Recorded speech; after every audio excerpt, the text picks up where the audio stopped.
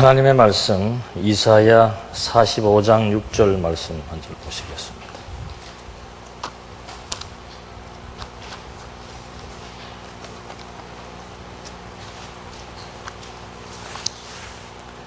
이사야 45장 6절.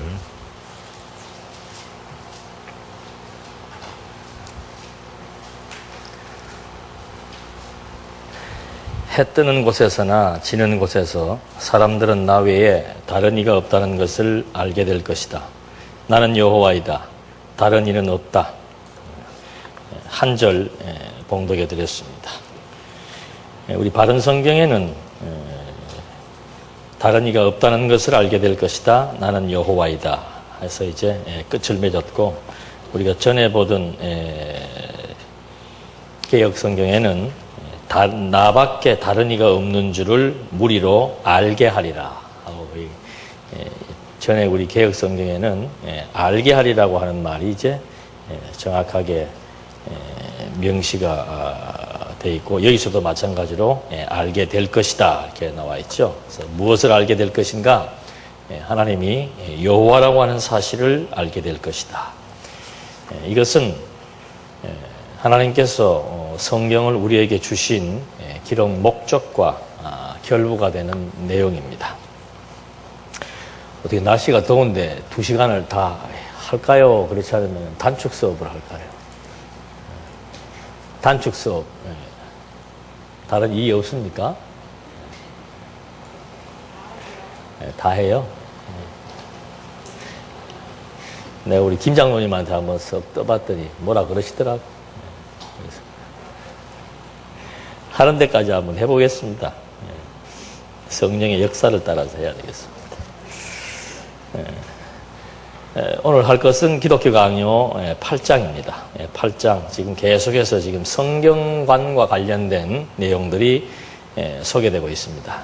8장에서는 이성의 능력의 범위 안에서, 물론 성경의 신빙성에 대한 얘기인데, 이 신빙성이라고 하는 말은 성경이 하나님의 말씀이라고 하는 것을 입증한다는 것과 함께 결부된 내용입니다. 성경이 정말 믿을 만한 것인가? 믿을 만한 것이다 라고 얘기를 했을 때는 이래서 믿을 만한 것이라는 것을 증명할 수 있어야 됩니다. 그런 맥락에서 칼빈은 이성의 능력의 범위 안에서는 성경의 신빙성을 증명할 수 있는 증거들이 충분히 있다. 이 말은 어폐가 있지요. 이성의 능력의 범위 안에서.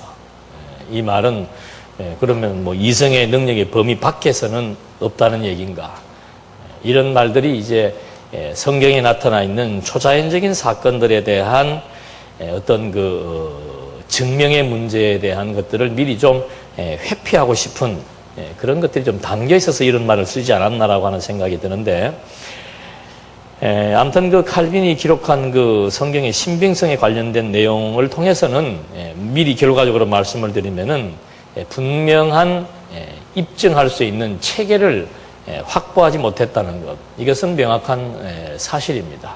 그래서 우리가 그런 그 결과적인 내용을 알고 칼빈은 도대체 어떤 방법으로 성경의 신빙성을 입증하려고 했는지를 살펴보고, 또 우리가 늘 공부하고 있는 성경 개론의 구조는 어떤 맥락 속에서 성경의 신빙성을 우리에게 입증해주고 있는지를 대비해서 좀 살펴보도록 그렇게 하겠습니다. 먼저 그 성경에 대한 그 뭐 사전적인 의미, 이건 여러분들에게 지금 나눠드린 교안에 있는 그대로입니다. 뭐 대부분 다 이 성경책을 어떤 관점으로 정의를 하는가 하면은 종교상의 신앙의 최고 법전이 되는 책, 이건 일반적인 경전의 관점에서 얘기하는 것이고, 그 다음에 그 경전을 조금 풀면은 변하지 않는 법식이나 도리 또는 성현의 말이나 행실을 기록한 책, 종교의 교리를 기록한 책, 이런 것들이 경전이라고 말합니다. 그러니까 성경을 기독교의 경전이라고 말을 하는 사람들은 이건 그냥 어떤 훌륭한 성현 중에 들어가는 분이 그리스도지요. 예수 그리스도가 하신 교훈적인 말씀들 또는 그분의 행실에 대한, 행실이라고 하는 것은 행적과는 좀 더 다릅니다. 이 사람이 도덕적으로 윤리적으로 얼마나 행동을 했는가라고 하는 관점에서 말과 행실의 기록물이라고 일반적으로 경전이라 보는 사람들은 그렇게 얘기를 하고 있습니다만은 사실 성경은 그런 것에 대한 기록물이 아니죠. 성경은 우리의 어떤 삶의 좌표라든지 윤리, 도덕적인 생활 규범이나 계율이라든지 이런 것들을 우리에게 제시해주고 또는 가르쳐주기 위해서 기록된 것이 아니고 읽어드린 이사야서 본문의 내용대로 내가 여호와인 것을 알게 하기 위해서 기록한 하나님의 자기 계시서라고 하는 것. 이건 이제 완전히 관점의 차이입니다. 똑같은 사물이나 똑같은 사건을 해석을 할 때도 어떤 관점에서 접근하느냐. 이건 뭐 완전히 다른 현상이 나타나는 거죠. 과거에 이스라엘 백성들이 민수기서 초두에 가데스 바네아에서 가나안 땅을 정탐을 했을 때 그 관점에 따라서 인간의 자기 능력을 기준으로 한 관점에 의해서 가나안 원주민 아낙 자손들 거인족들이죠. 그들을 바라봤을 때는 이 전쟁은 하나마나 우리가 패배한다. 그러나 하나님의 관점에서 그 가나안 원주민들을 봤을 때는 그들은 메뚜기다. 그들은 우리의 밥이다. 똑같은 상황을 놓고 인간의 능력을 기준으로 해서 해석을 할 때와 또는 인간을 본리로 해서 해석을 할 때와 하나님의 능력과 하나님의 계시적 의도를 가지고 사건을 보는 것은 해석의 결과가 판이하게 다를 수 있습니다. 그런 것처럼 이 성경도 마찬가지예요. 성경을 지금 읽어드린 이사야서 말씀대로 성경을 우리한테 왜 하나님께서 주셨는가? 그 이유는 다른 것 없습니다. 하나님 야훼라고 하는 사실을 알게 하기 위해서. 그러니까 이것은 완전히 신중심입니다. 성경의 원저자이신 하나님의 뜻을 따라서 성경을 접근하는 또 성경을 보게 되는 이런 이제 신중심의 관점인데 성경을 경전으로 보는 사람들의 관점은 이건 완전히 인간들이 세상과 사회와 또는 이 세상에서의 삶을 영위하기 위해서 필요한 하나의 질서 차원에서 필요한 또는 선한 생활을 위해서 필요한 하나의 도덕적 교훈서로 보게 되는 거죠. 그러니까 주일날 교회에서 강의를 해도 성경의 본문을 내용을 읽고 이 사건은 이런 목적과 이런 원리에 의해서 하나님이 여호와이시다. 이걸 우리에게 설명을 해줘야 되는데 관점이 다르니까 성경을 읽으면 또 대부분 다 그런 내용들이 특히 이 신약 성경의 교훈서나 잠언서나 이런 내용들은 그냥 읽으면 너무 쉬워요. 이렇게 살아라 저렇게 살아라 아들 르호보암아 너는 뭐 음녀의 그 눈빛에 홀리지 말고 뭐 여자의 유혹에 넘어가지 말고 포도주나 독주를 삼가라. 여러분 우리 예수 믿는 사람들은 술 마시면 안 됩니다. 왜? 술 마시면 정신이 흐려지고 정신이 흐려지면은 음녀의 꼬임에 빠지게 됩니다. 그러면 가정이 파괴됩니다. 가정을 지키기 위해서는 우리가 이렇게 도덕적 원칙과 규범에 의해서 이렇게 살아야 됩니다. 이것이 인간의 본의로 성경을 해석하고 그 결과로 우리에게 주어지는 교훈적 관점이지요. 신약 성경 서신서 내려오면 뭐 더 적나라합니다. 여러분 우리 어떻게 살아야 됩니까? 세월을 아껴야 됩니다. 열심을 품고 주를 섬겨야 됩니다. 그리고 죽도록 충성해야 됩니다. 다 성경에 있는 본문들입니다. 그거 읽고 쉬워요. 그러니까 성경에서 해석하기 제일 쉬운 부분이 서신서들입니다. 읽으면 누구나 다 알 수 있는 내용들이죠. 그래서 이 성경이 제대로 하나님 관점으로 성경을 보게 되면은 원리가 없으면은 너무너무 해석하기 힘든 것이 성경이에요. 도대체 이것이 무슨 우리에게 바른 생활을 하게 하기 위해서 주신 것은 아니고 하나님의 의도는 당신의 존재를 우리에게 지금 보여주어서 깨달아 아주 그냥 확신을 갖게 하기 위해 준 것인데 도대체 도둑질하지 말아야 되는 것과 하나님 알게 하는 것과 어떤 연관성이 있을까? 왜 열심을 품고 주를 섬겨야 되며 왜 독주와 포도주를 마시지 말라고 그랬을까?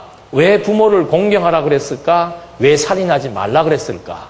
이런 내용들이 도대체 어떤 맥락 속에서 하나님을 알게 하는 것인가?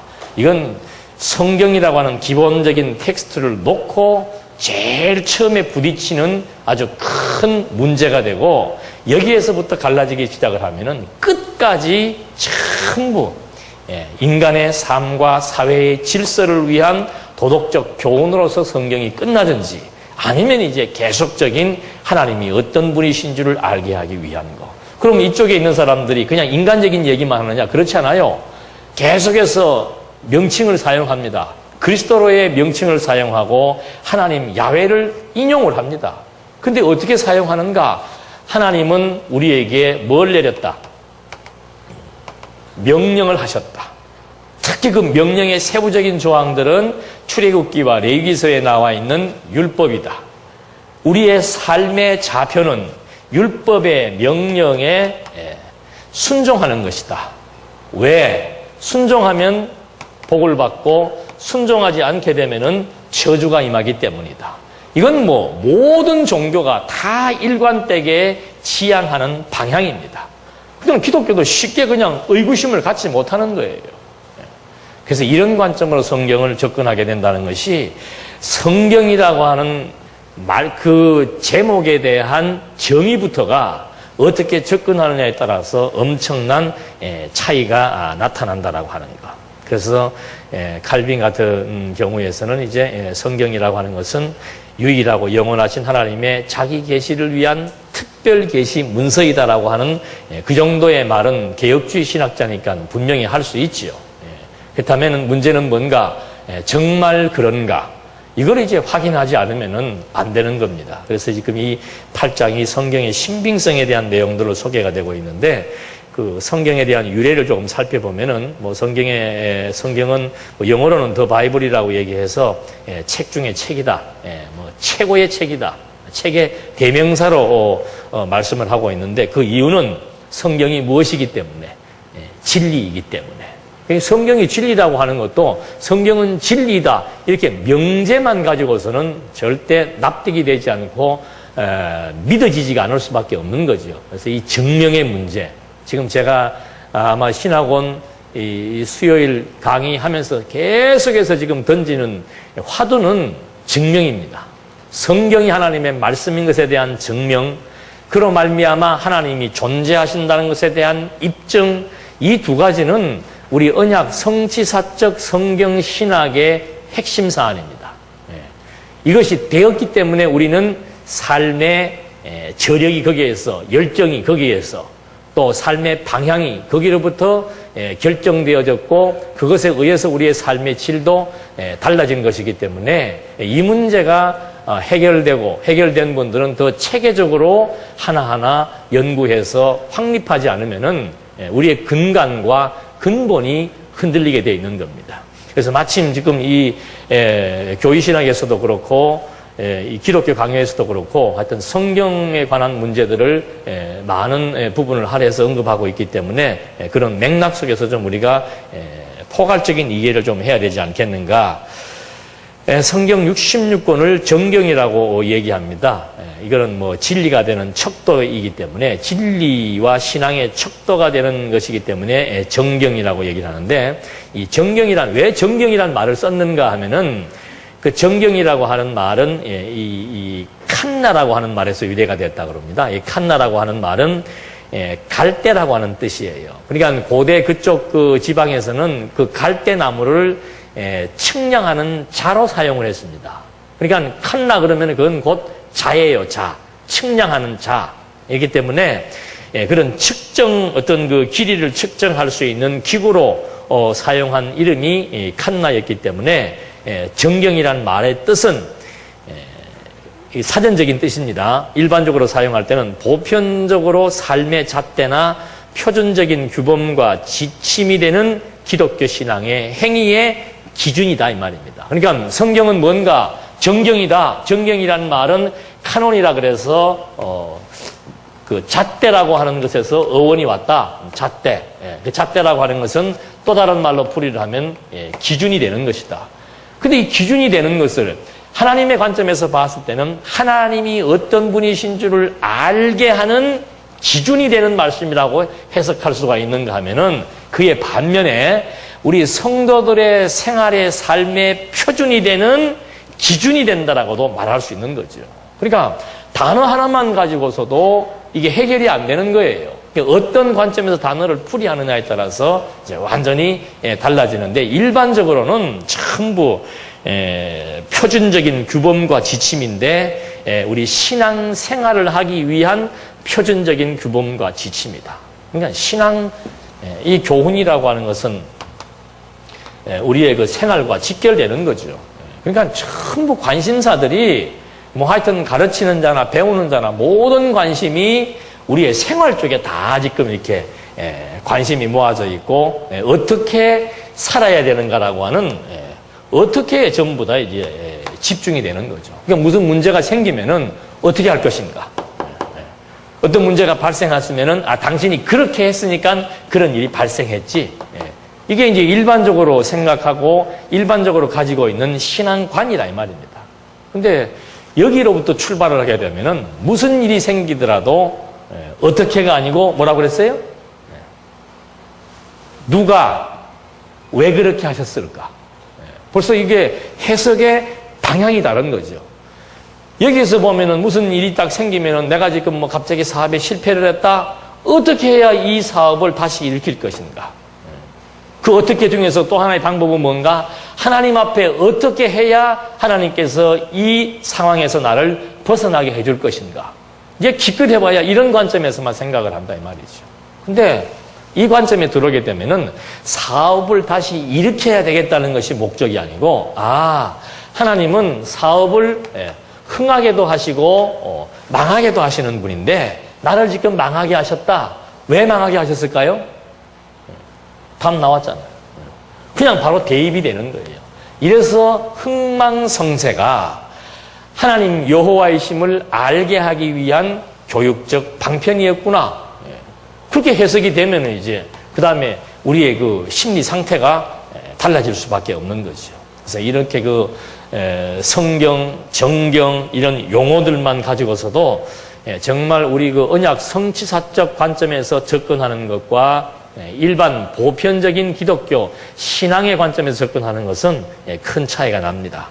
그 다음에 이제 그 66권에 대한 그 구성의 내용입니다. 성경이 66권으로 되어 있는데 구약은 36권, 신약은 27권인데 이것이 이제 형성되는 과정은 뭐 성경의 형성사라 그래가지고 따로 신학교에서 한 학기 공부를 합니다. 그래서 뭐 그 과정, 뭐 역사적인 과정들 다 일일이 열거할 수는 없지만은 이제 간략하게 말씀을 드리면은 그 계기가 동방교회 알렉산드리아 감독이었던 아다나시우스가 그 당시에 그 27권을 자기 나름대로 선정을 해서 그걸 부활절날 각 교회에 전부 회람을 시켰습니다. 신약 성경은 우리가 27권, 지금 현재 우리가 사용하고 있는 이 27권을 우리가 이 정경으로 받아들이자.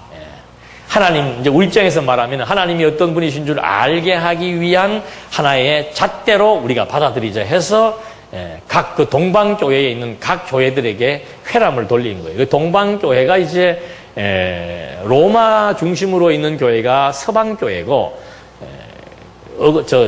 콘스탄틴 황제를 중심으로 해서 터키 지역을 마게도니아 이쪽 지역들을 이제 동방교회라고 얘기하죠. 그래서 그 동방교회고 서방교회는 로마 카톨릭화되어 있는 이제 그런 교회로 탈바꿈을 하게 됩니다. 우리 그때 역사 공부할 때 잠깐 말씀드렸죠.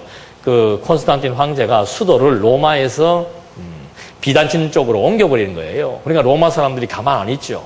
지금도 뭐 세종시적 옮기는 것과도 말이 많은데 수도를 옮겨버렸으니까 수도를 옮긴 대신에 종교적인 어떤 그 위상과 종교적인 어떤 큰 권세를 로마 쪽에다 부과를 시켜버린 거예요. 거기는 종교 지도자인 교황이 주가 돼서 다스리게 하고 이쪽은 이제 그 콘스탄틴 황제가 다스리게 하고 황제 중심의 동방교회, 교황 중심의 서방교회 이렇게 이제 나눠져 있었죠. 그래서 이 동방교회를 중심으로 해서 그 교부 아타나시우스가 27권을 쭉 회람을 시켰고 불과 이제 2년 뒤에 공식적으로 제3회 카르타고 총회 요즘 우리로 말하면 총회예요. 9월 달에 총회가 있는데 그런 총회에서 이제 어거스틴이 아마 뭐 거의 총회장 수준이었던 모양이죠. 그 어거스틴의 주도하에 신약 성경 27권을 정경으로 하나님의 말씀인 것을 가늠할 수 있는 진리의 잣대로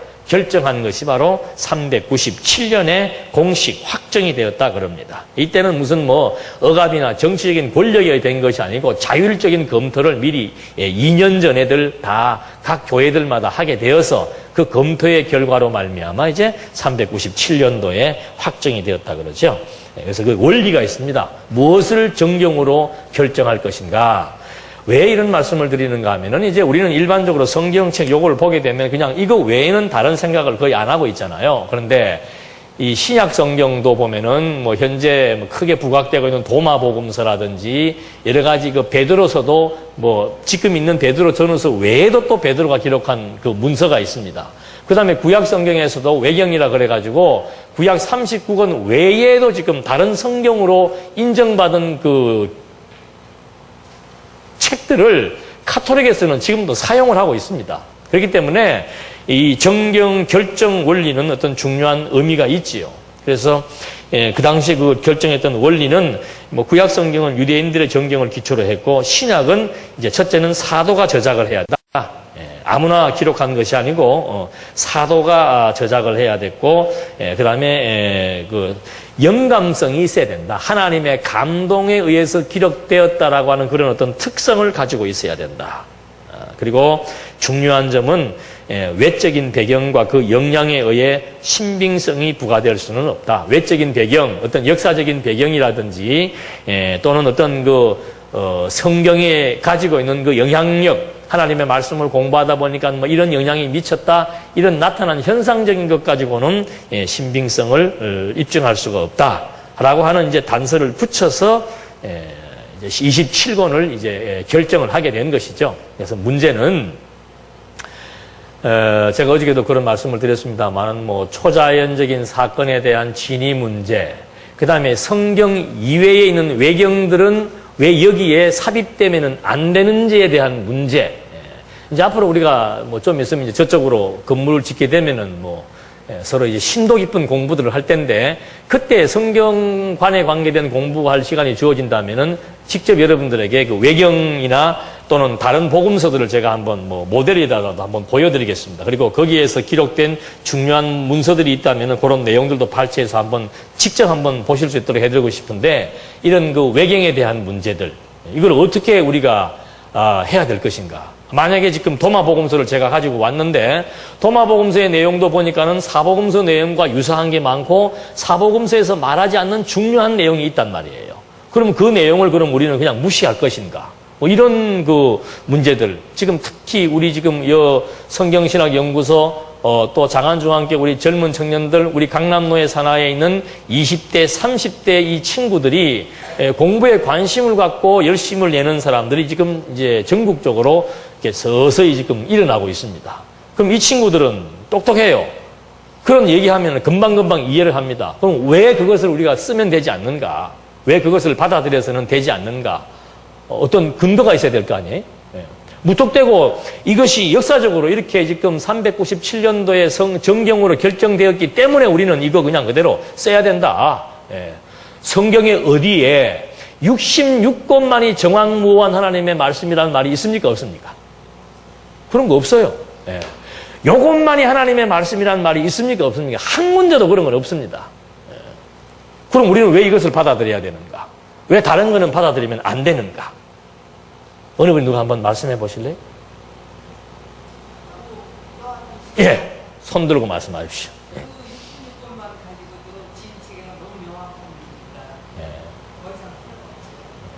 이제 오늘 수업은 여기서 마치겠습니다. 예.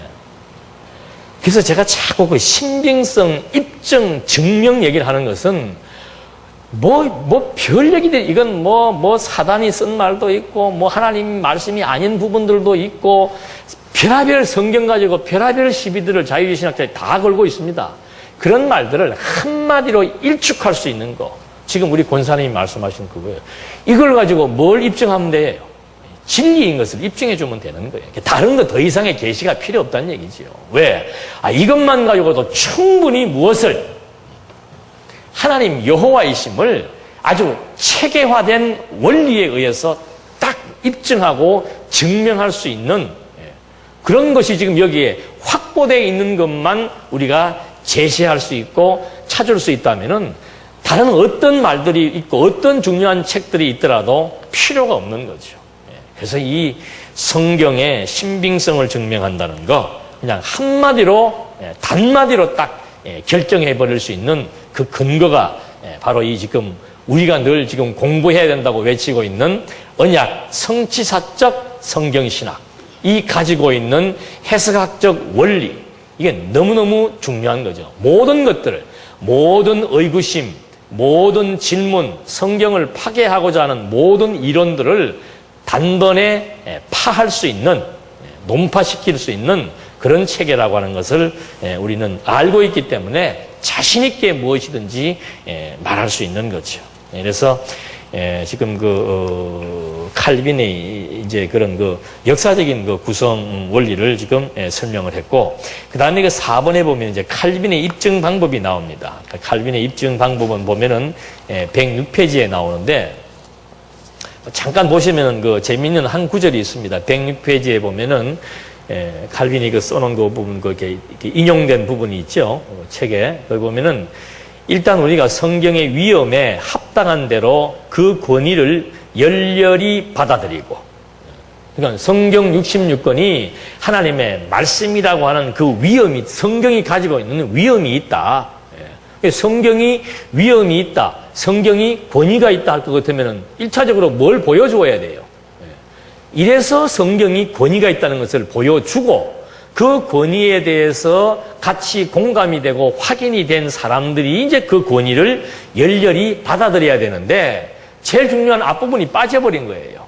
성경의 권위 문제를 물론 칼빈은 앞에서 얘기를 했습니다만은 그것을 체계화시켜서 우리에게 정말 이 성경은 하나님의 말씀으로서 이름으로 권위가 있다라고 하는 그 이름으로에 대한 세세한 원리와 체계를 제시해 주진 않고 명제적으로만 말했다는 거, 그것이 참 우리 입장에서는 아쉬운 부분들이죠. 그래서 그 위험이 있다는 그것을 열렬히 받아들이게 되면은 일상적인 것들을 초월한다는 것을 깨닫게 된다고 얘기하는 거죠. 일상적인 보통적인 경전의 개념을 다 벗어나서 이게 정말 하나님의 말씀이라고 깨닫게 된다. 그래서 성경은 외부의 도움을 받지 않고 그 자체로서 충족하게 스스로를 드러낼 때 비로소 진리가 모든 의혹을 물리치고 진리로서 든든히 서게 되는 것이다. 그러니까 성경이 하나님의 말씀인 것을 무엇으로 받아들인다? 일단은 믿음으로 받아들인다. 어떻게? 열렬히 믿음으로 받아들인다. 그 다음에는 성경이 스스로가 하나님의 말씀인 것을 증명하고 있다. 드러내고 있다. 이것이 이제 칼빈의 생각이죠. 그래서 그 두 번째가 성경의 자증이라고 나옵니다. 성경이 하나님의 말씀으로서의 신빙성이 있다는 것은 첫째는 열렬한 믿음이고, 두 번째는 성경의 자증이다. 성경 스스로가 가지고 있는 진리, 체계이다 그 말입니다. 그걸 이제 어떻게 증명해 주는가? 첫 번째, 배열을 통해서 증거하고 있다. 성경의 66권의 배열을 통해서 봤을 때 성경은 정말 하나님의 말씀으로서 뭐가 있다? 권위가 있고 신빙성이 있다. 성경의 배열, 배열이라고 하는 것은 창세기부터 쭉 구약만 보면은 창세기부터 말라기까지의 전개되는 성경에 대한 쭉 내용들을 말하고 있는 거예요. 그래서 그 배열이 정말 신빙성을 입증해 주는지 한번 요즘 그 보수주의 신학자들이나 좀 이렇게 성경을 연구하는 학자들이 가지고 있는 창세기부터 시작해서 그 나름대로의 그 내용을 요약해 놓은 주제들만 가지고 한번 살펴보겠습니다. 창세기는 보면은 히브리 민족의 창건이라고 얘기하는 분도 있고, 아니면은 창조를 중심으로 설명하는 두 부류가 있습니다. 대부분 다 창세기 딱 그러면은 히브리 민족, 중요한 것은 히브리 민족사를 가리킨다 그 말입니다. 왜 그런가? 창세기 12장부터 히브리 민족의 조상이 누가 나와요? 아브라함과 이삭과 야곱이 나오죠. 그 다음에 1장부터 11장까지는 창조의 기사가 나옵니다. 그래서 인류의 역사, 이스라엘 민족의 역사, 이것이 이제 창세기다. 그러니까 이런 설명들은 다시 말하면은 그냥 나타난 현상 또는 나타난 역사, 그걸 그대로 요약 정리한 주제예요. 우리는 창세기 그러면 뭐가 떠올라요? 창세기 그러면은 장절로 말하면은 1장 28절. 주제로 말하면은 뭐예요? 언약을 세우시는 하나님. 다르죠? 관점이 다릅니다. 그러니까 여기서는 역사적으로 나타난 사건이나 또는 교훈이나 어떤 행적을 설명하려고 하는 것이고, 그러니까 여기는 당연히 뭐가 나오는 거예요? 인류적 관점에서 설명이 되어져 가는 거예요. 이런 걸 이제 뭐 학문적으로 말하면은 뭐 문화 인류학, 문화, 창조에 관한 문화, 그 다음에 인류와 관련된 그런 역사, 그렇게 성경을 보는 거죠. 그래서 성서라고 말하는 거예요. 거룩한 책이다. 일반적인 책사 차원에서 설명을 하지만, 언약 성취사라고 하는 것은 뭔가? 창세기를 공부하게 되면은 제일 중요한 1장 28절. 왜요? 이것이 바로 무엇이기 때문에 이 긴 구약 성경 39권 이 긴 선을 어떻게 입체적으로, 즉 주제와 목적과 그 다음에 신학적 의미를 포괄할 수 있는 입체적인 설명과 해석의 원리가 되기 때문에, 그래서 지금 첫 출발부터가 완전히 다른 거예요. 조금 더 보시면 더 분명하게 다를 겁니다. 출애굽기는 뭔가 히브리 민족과의 약속이다. 똑같이 이 중요한 것이 히브리 민족이 들어갑니다. 히브리 민족. 히브리 민족과의 뭐예요? 약속이다. 하나님께서 이스라엘 백성들 애굽에 400년 동안 종살이 시켰다가 해방시켜 주시겠다고 약속했잖아요. 그러니까 똑같은 출애굽의 사건, 출애굽기를 보면서 이 사람들이 보는 관점은 어디를 보는 겁니까? 히브리 민족이 뭐한 거? 해방된 것을 보는 거죠.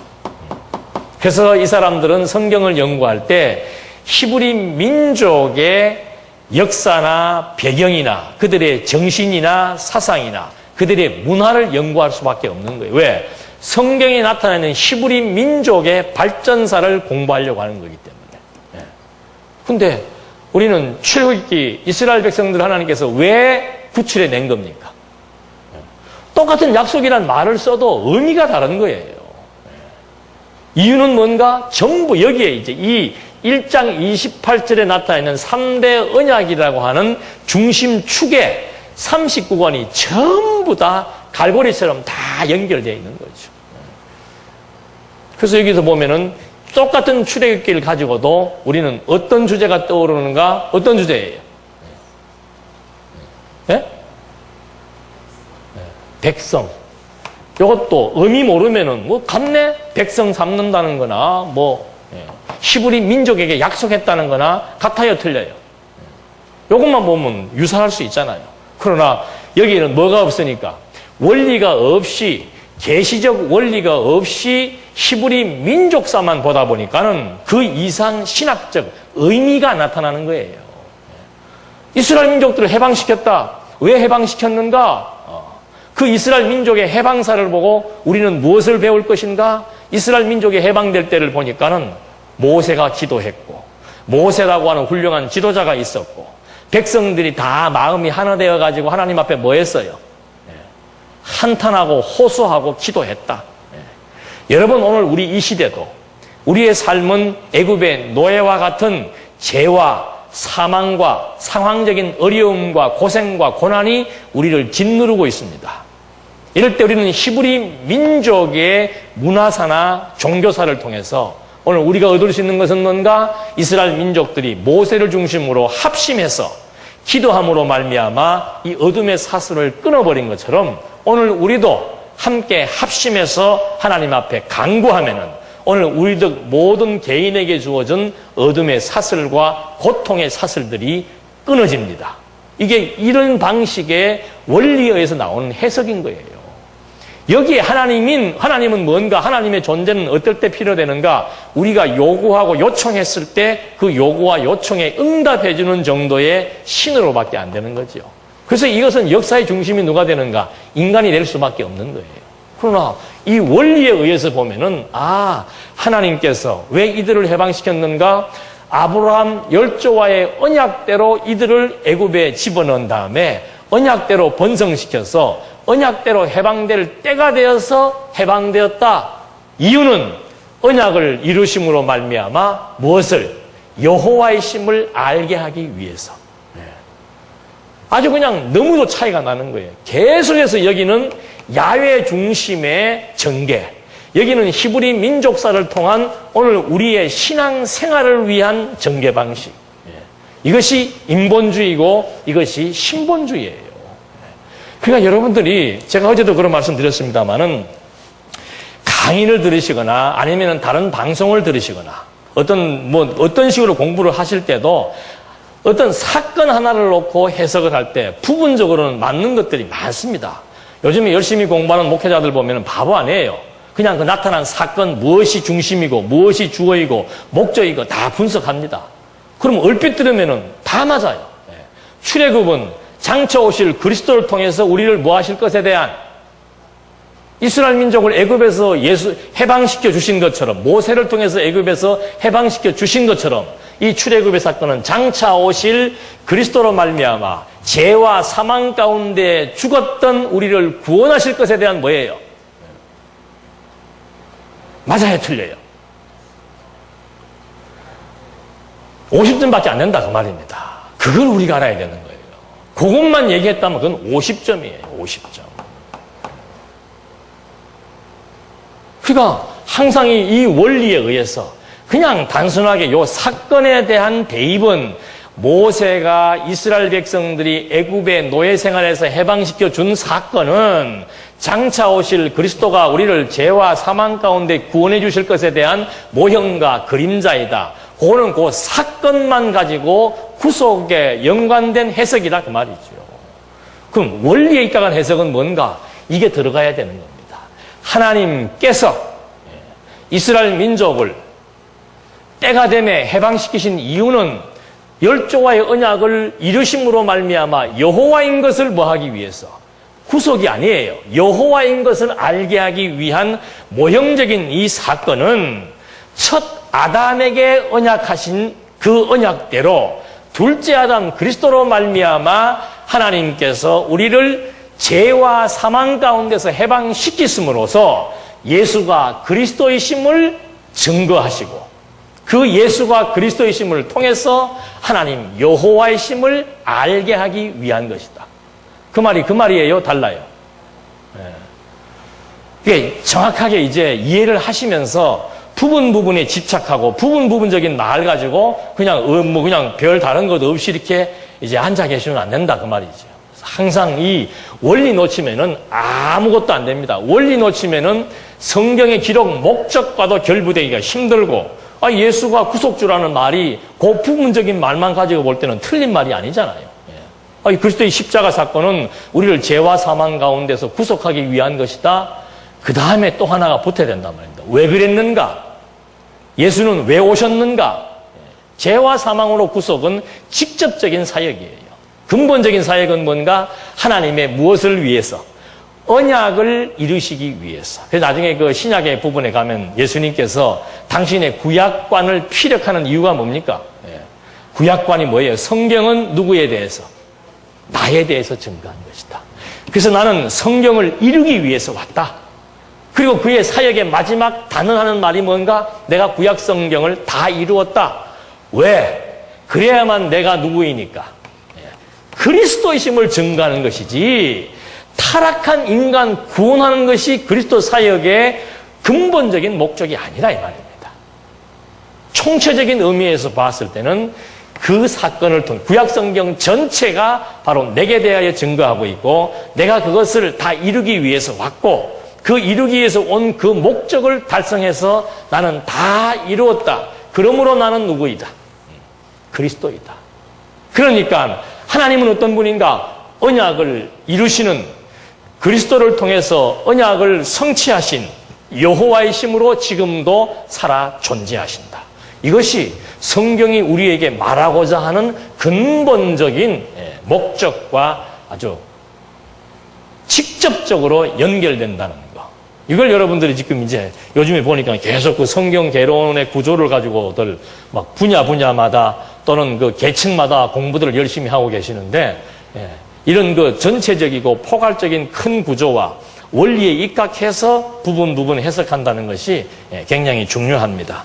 그래서 뭐 이거 시간이 되면 좀 다 말씀드리면 좋겠는데, 하여튼 모세 오경까지 뭐 하여튼 이렇게 보고, 뭐 하여튼 현상적인 얘기들은 뭐 전부 이런 맥락으로 쭉 전개가 됩니다.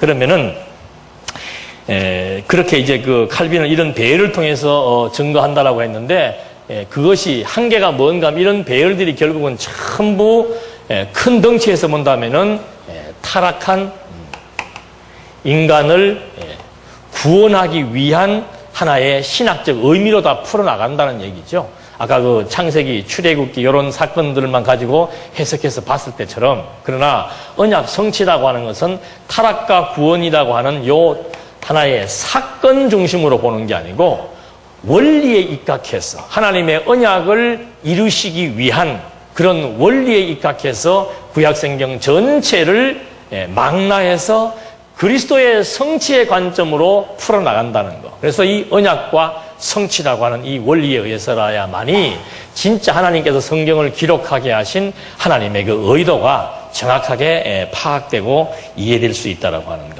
성경의 자정이라고 하는 것이 뭐 구약의 어떤 그 순서나 배열 또는 그 각권의 주제만 가지고서 성경의 신빙성을 입증한다라고 하는 것은 이것은 한계가 있다는 것이죠.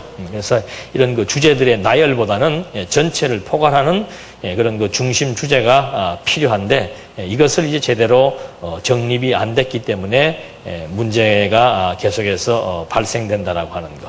그리고 또는 뭐 모세와 선지자의 예언이다, 이 말은 어제도 뭐 잠깐 그런 말씀 드렸습니다만은, 특히 그 모세 오경 같은 경우에 보면은 이게 우리는 BC 15세기 예수님 오시기 1500년 전에 기록했다고 얘기를 하는데, 자유주의 신학자들은 언제 5세기경에 기록했다. 그러니까 이 모든 사건이 다 발생하고 난 한참 뒤에 기록했으니까 그냥 그 뭐 순서대로 사건대로 정리한다는 것이 무슨 큰 의미가 있는가, 이렇게 지금 반문하고 공격을 해온다는 얘기죠.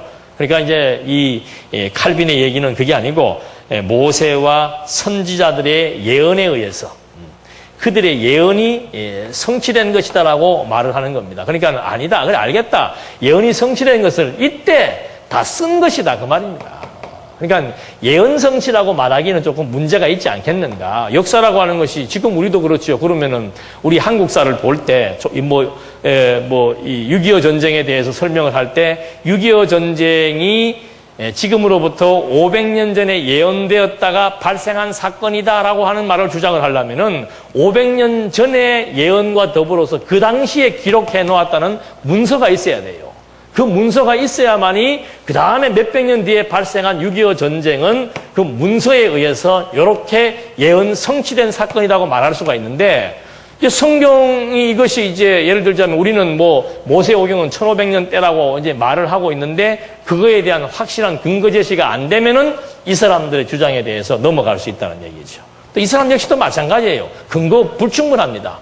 5세기에 기록했다는 어떤 근거가 없는 거예요. 자기 나름대로 어떤 구절이나 사건들만 가지고 얘기를 하는데, 뭐 하여튼 아까도 말씀드린 이런 복잡하고 접근하는데 어떤 뭐 연대기적으로 접근을 하든가 또는 과학적으로 접근하든가 이런 방법을 가지고 성경의 신빙성에 대한 그 훼손을 가하고자 하는 자유주의 신학자들에 대해서 그냥 한마디로 일축할 수 있는 것은 아까도 말씀드린 대로 66권에 대한 논리 체계에 의해서 역사적 사실이 입증되면은 뭐 더 이상의 이론이 필요 없다는 것. 이런 맥락 속에서 지금 모세는 뭐 배열과 주제와 또는 선지자들의 예언이 성취되었기 때문에 이것은 하나님의 말씀으로서의 신빙성이 있다 이렇게 얘기를 하는데, 물론 뭐 예언 성취도 야곱의 예언대로 유다 지파에게서 왕권이 계승되었고, 선지자의 예언대로 70년간 포로 생활 후 회복되었고, 이런 중요한 몇 가지 사건만 가지고 칼빈은 얘기하는 거예요.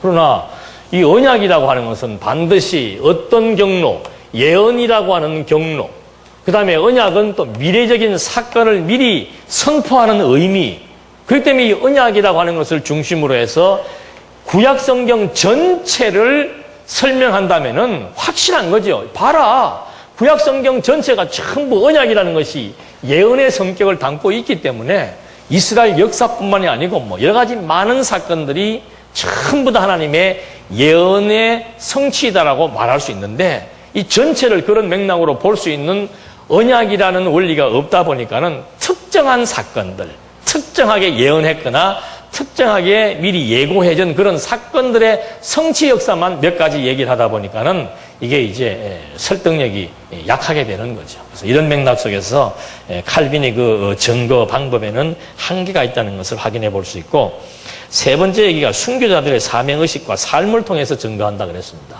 이 말은 무슨 말인가? 성경이 정말 하나님의 말씀인 것은 이 성경 말씀을 통해서 그리스도를 발견한 자들의 삶이 너무도 열정적이었다.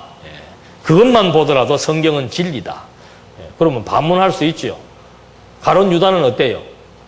예수를 만난 가룟 유다는 열정적이기는 열정적이었는데 배반의 열정이었죠. 그렇다면은 가룟 유다가 그리스도를 만나고 난 뒤에 배반한 것을 보니까는 그리스도가 아닙니까? 깁니까? 칼빈의 논리라면 뭐가 되는 거예요? 아닌 게 되는 거죠. 그러니까 이런 식의 단편적인 말이라고 하는 것은 그만큼 상대방으로부터 공격의 빌미도 주게 되고 설득력이 없다고 우리는 확인해 볼 수 있습니다. 그래서 이런 여러 가지 잡다한 얘기들이 있는데, 이 입증이 안 되기 때문에 결국에 현대신학에 와서는 성경에 대한 하등비평, 고등비평이 나온다고 그 중요한 내용들을 여기다가 제가 요약을 해드렸습니다. 하등비평이라고 하는 것은 사본의 어원적인 비평이다. 다시 말해서 지금 성경에 우리가 가지고 있는 한글 성경 사본 종류가 엄청나게 많다 그러죠. 그 엄청나게 많은 사본들. 참 이것도 연구에 들어가면은 진짜 이거 없으면은 할 말이 없어요. 할 말이. 원본 하나입니다. 근데 원본 없습니다. 지금 사본은 수백 가지가 된다고. 그럼 우리가 지금 가지고 있는 이 성경은 어떤 사본 하나를 독일어, 영어, 프랑스어 이렇게 번역되어 있는 책들 중에서 또 영어 번역해서, 그 다음에 중국어 있는 영어와 중국어를 번역한 것들을 한글로 번역한 그것을 이제 몇 가지 추려가지고 이렇게 개혁 성경이나 바른 성경이나 이렇게 지금 우리가 가지고 있는 거예요. 그러면은 원본에서 사본으로 전개되는 것에서도 많은 오류가 발생할 수 있습니다. 왜? 이 원어 해석이 지금 다양하니까. 더군다나 우리나라 말처럼 노랗다 이렇게 딱 단마디로 끝나면 좋은데, 이 히브리어나 헬라어는 노랗다는 그 단어를 찾으면은 기본이 보통 한 10가지 정도의 단어의 의미가 다르단 말입니다. 그러니까 그 번역하는 사람이 그 사본 가지고 번역할 때도 자기의 어떤 사상이나 자기의 경험이나 자기의 관점에 따라서 단어를 선택할 수 있는 거예요. 그리고 또 잘못 표기할 수도 있고, 사람이 손으로 적다 보니까는. 우리가 말로 전달을 해도 여기서 지금 전달하면 저 뒤에 가면 다른 말 나오잖아요. 그런 일반적인 맥락에서 성경을 접근해 들어가기 성경에는 반드시 오류가 있을 것이다. 그래서 이런 성경을 연구하려면은 뭘 해야 된다? 원어를 해야 된다. 그래서 원어 연구하시는 분들이 무슨 함정에 빠지는가 하면은 창세기부터 시작을 해가지고 처음에 나오는 태초에부터 시작해서 단어에 대한 뜻을 찾기 시작을 하는 거예요. 여러분, 단어 막 나열하면 뭐합니까? 구슬이 서말이면 뭐예요? 이거를 제대로 깨어서 정확한 문장을 구사할 수가 있어야 되는데, 단어 이거 분석하다 보면은 죽을 때까지 분석해도 못해요. 그리고 이 단어 중에서 10가지 중에서 뭘 여기다가 선택을 할 것입니까? 그러다 보니까 이제 이 하등 비평하는 사람들이 그런 이제 문제에 빠져가지고 성경에 나타나 있는 오자나 또는 번역상의 문제들 이런 걸 가지고 성경에 대한 신빙성을 훼손하려고 하고, 또 요즘에 나타나는 그 고등비평, 이 사람들은 이제 성경 자체에 나타나 있는 어떤 사건들, 단어보다는 사건들, 그 다음에 저자에 대한 신빙성의 문제, 이 모세오경은 이거는 모세가 기록한 것이 아닌 것 같다. 왜냐하면 뭐 하나님에 대한 칭호에 대한 문제도 발생을 하고 사건의 순서가 바뀌기도 하고 똑같은 내용이 중복되기도 하고 창조기사 같은 경우는 더군다나 모세의 업적과 상관도 없는 내용들이고 이런 일반적인 문제들을 거론하면서 이제 성경을 조각조각 분해하기 시작하는 이런 작업들이 이제 발생하게 되는데 이런 문제들도 같은 맥락에서 대처해가지고 그래 한번 찾아볼까 하고 같은 맥락에서 접근하기 시작하면은 해답을 얻을 수가 없는 거죠. 그래서 이 지금 이런 그 고등비평 또는 하등비평 이런 사람들이 제기하는 문제들 그 다음에 외경에 대한 외경을 사용할 것인가 안 할 것인가 하는 문제들 성경이 정말 진리인가에 대한 진위 판별에 대한 문제들 이런 복잡 미묘한 문제들 우리가 사실 처음에 접근을 할 때 이런 고민들을 안고 접근을 했으면은 아마 지금보다 훨씬 더 언약, 성취사, 성경, 신학에 대한 관심도나 집중력이나 가치도나 이런 것들이 훨씬 다를 거예요. 그런데 우리는 대부분의 성도님들은 접근하게 되는 동기는 뭔가 하면은 기존교회 다녀보니까는 뭔가는 아닌 것 같다. 그리고 막 목사들의 횡포, 행정적인 횡포 또는 성경 교훈에 대한 억압 이런 것들에 눌려 있다가 성경 내용을 통해서 그것이 아니고 이런 것이다라고 하는 것에 출발을 갖게 되면은 이제 그것만 해결되고 나면은 그 다음에는 큰 어떤 이슈가 사라지게 되는 거죠. 그러니까 성경 말씀 처음에 공부하고 나면은 마음에 뭘 얻어요? 평안해서 어때요? 좋다. 그 이상의 진보가 힘들어지는 경향이 어디에 있는가? 이런 정말 이 심각한 문제들을 가지고 접근이 돼야 되는데 지금이라도 늦지 않았어요. 정말 여러분들 제가 뭐 여유만 되면 하여튼 그런 자료들을 좀 이렇게 해서 여러분 실제로 볼 수 있도록 좀 해드리려고 하는데 그런 것들을 알아야 되는 거죠. 그런 공격 앞에 이제 우리 자녀들이 그런 질문과 공격을 할 수가 있습니다. 어머니는 하나님 믿는다면서 그렇게 무슨 뭐 장안중앙교회 말씀이 그렇게 진리라면서 그렇다면 이 부분은 어떻게 된 거냐고. 성경이 하나님의 말씀이란 왜 앞뒤가 맞지 않느냐. 사무엘 상의 주제도 그 다윗 왕의 통치고 역대기도 다윗 왕의 통치고 똑같아요 내용들이. 아까도 우리가 또 뭐 그런 얘기했습니다만 똑같은 성전 건축이 열왕기서에서는 이탈 왕조가 패망하는 데에 성전 건축이 들어가 있고 역대기서에서는 다윗 왕조가 계승되는 데에 성전 건축이 들어가 있고 그걸 어떻게 설명을 할 거예요? 똑같은 사건을 가지고 왜 어떤 때는 앞에다 놓고 어떤 때는 뒤에다 놓고 어떤 사람은 오르사로 보고 어떤 사람은 내려오사로 보고 이게 막 보는 관점들이 반대가 되기 시작을 하고 해석이 서로 다르기 시작하는 이런 부분들에 대해서 묻고 들어온다면은 곤란하죠. 그래서 그런 도전도 받아봐야 되고 아니면 우리가 그런 문제의식들을 좀 더 고치시켜 볼 필요가 있지요. 그런 맥락 속에서 지금 이 구약 성경의 신빙성, 신약 성경의 신빙성 이걸 간략하게 요약을 해놨는데 좀 쉬었다가 하시겠습니다.